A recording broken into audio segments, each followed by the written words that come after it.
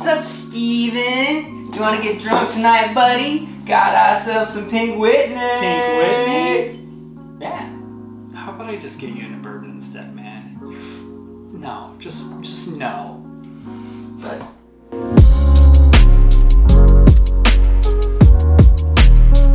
welcome back to Tipsy Whiskey Shenanigans. I'm Steven. I'm Alec, and today we're gonna give you our top gateway bourbons for getting into bourbon or getting the homies into bourbon. Ready, Steve? Yup. So, basically, these are in no particular order. We did put them in an order that we thought they would fit well in a blind or just a flight in general. Yeah, in succession. If you were to go to a bar and they were to give you these 6 bourbons and you tried them in whatever way you wanted to, you'd probably end up liking it.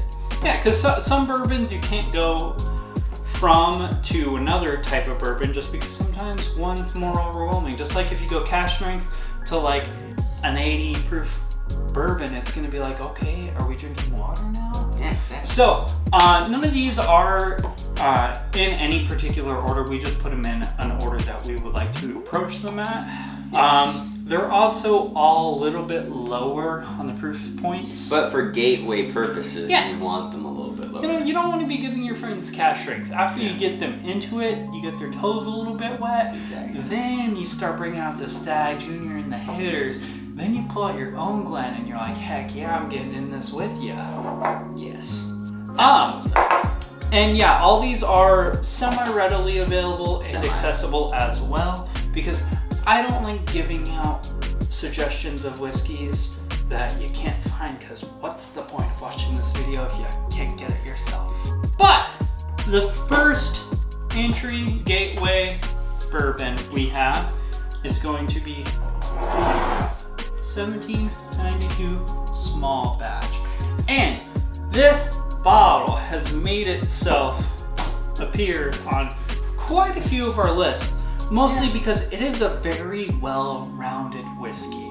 It's sweet, it has caramels, it has a little bit of nutty characteristics, a little bit of floral characteristics. It's really well balanced, but it's cheap, easy to find, accessible, and you know, I just can't complain. And if you're trying to get people into it, like, it looks kind of bougie, I guess. It does. Like, if you're in the gaudy gold thing. Oh yeah. Well, and also the label itself, like, it kind of reminds me of as if you were looking at like the East Indian Trading Company kind of like packaging, like label. Yeah. You know. Yeah, it's bougeified. Yeah, but that's one thing that's really nice about it. I mean, 1792 has just got a good name, and it's also like it's a very easy bourbon to find yourself enjoying, and you can kind of go any route from there, I think. So this is like your first step on the path. All right, number 2, Woodford Double Oaked. All right, this is a great entry-level bourbon. It comes from Woodford. Woodford is a great bourbon company as a whole. Yeah. The flavor is always going to be a little bit of this like thicker, darker, desserty kind of bourbon that's just got, like really great flavor, especially if you're not like super big on like a bite, or if you're not really, like getting into the spicier or the more herbally or anything like that as far as bourbon goes. This is going to just give you the straightforward characteristics that are usually in like a sweeter bourbon. Good stuff. You know what is a better double oaked product? Our number 3, which is going to be Old Forester 1910. Just like I said previously, 1910 is, in my opinion, a little bit better than Werther's original Woodford Double Oaked. Okay. Same process. They do a double oaking where they take what's already done whiskey, they put it in another barrel that's usually charred, let it sit for a little bit, and they get a lot of like those wood sugars, those dark molasses characters come out. This one has a little bit darker of a flavor profile, in my opinion.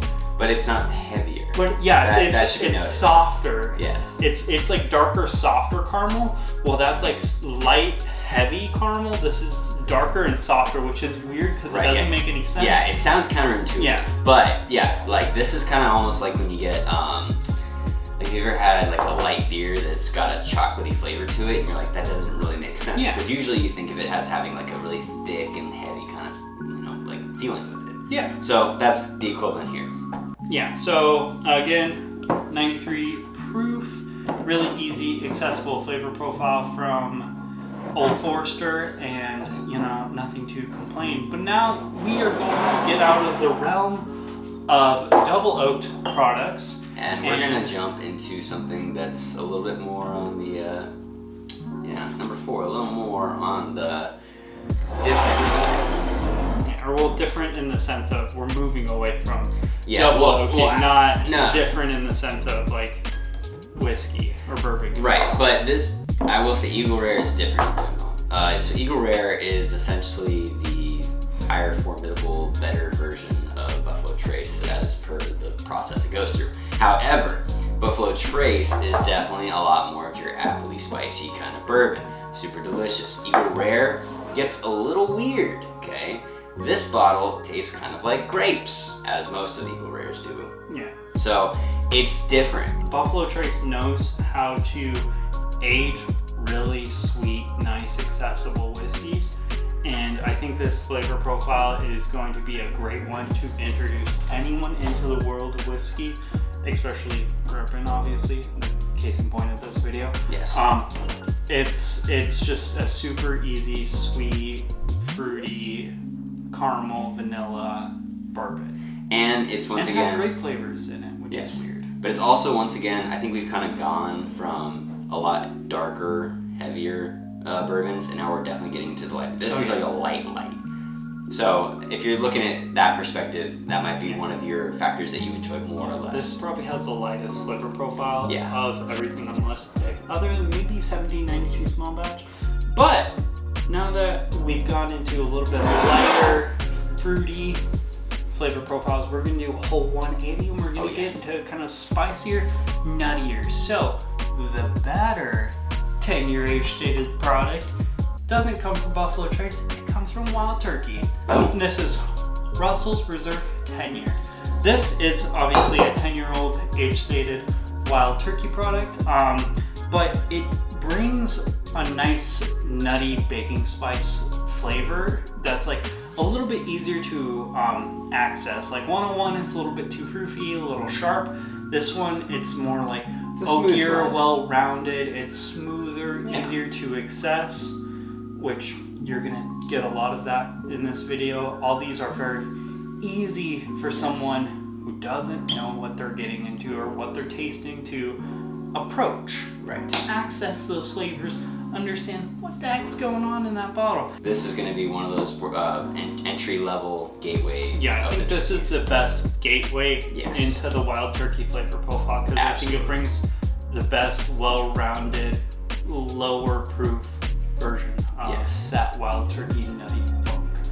And the last one on the list, the nuttiest SOB here, but again, like I said previously, maybe your person likes nuts. So, Steve likes nuts. What's our nutty whiskey? Our number 6. Knob Creek, 9-year-old. Yes.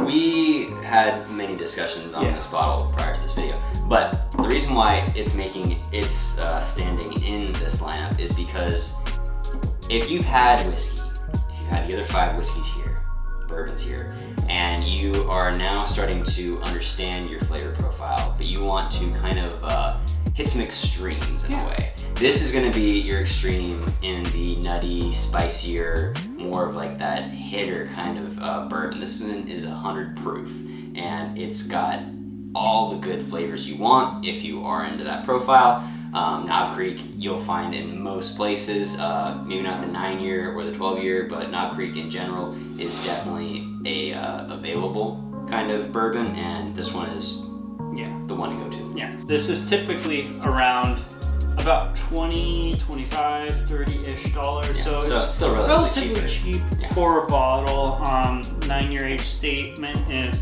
back on the label, so it's at least 9 years old. And this, I think the reason, because we wanted to leave this out originally, or I at least wanted to, but there is a purpose of this whiskey. Either it solidifies what your flavor profile is. For sure. You bring it to the far ends of the spectrum. You got your super sweet, fruity, and then you're like dark, nutty flavor profiles over here, and this brings it to the other side. This isn't usually an approachable flavor, but some people Really like what they like. Yeah, this will either tell you what you don't like, or maybe you do like it. You know, when I first started getting into it, I hated Knob Creek. It just wasn't my thing. But now that I'm, obviously invested into whiskey, I absolutely love Knob Creek because I can appreciate it for what it is. So these are the boys. Read them and wheat. Yeah. This is the 6 Gateway Bourbons we suggest you should have your homies try out who are looking to get into bourbon. That's a wrap for this video. Please do us a favor, like, comment, subscribe. Let us know what you thought about this video and this list. Yep, and then check us out on social media. We got the Facebook and the Instagram and our Patreon. Members We will appreciate your always support. be appreciated. But yes, lots of stuff coming, lots of stuff out there now. We've been doing this for 3-4 months. I don't know. We got videos. Yeah. Cheers, y'all. We'll see you later.